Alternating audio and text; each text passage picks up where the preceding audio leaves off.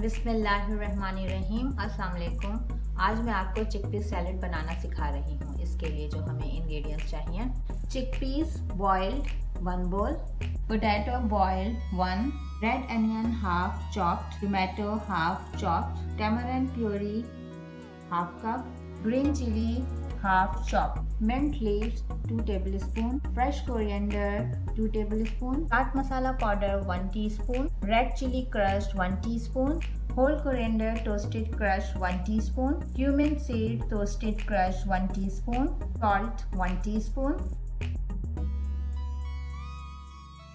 आलू को हमने क्यूब शेप में कट कर लिया है और उसे हमने हल्दी डाल के बॉईल करने रख दिया।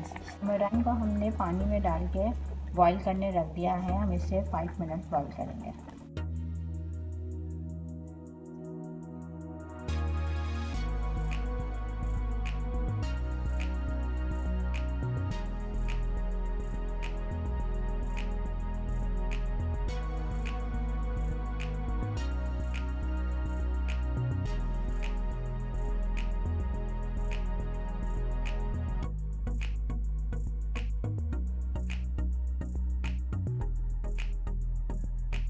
मज़ेदार चिकपीस सैलेड रेडी है, एंजॉय करें।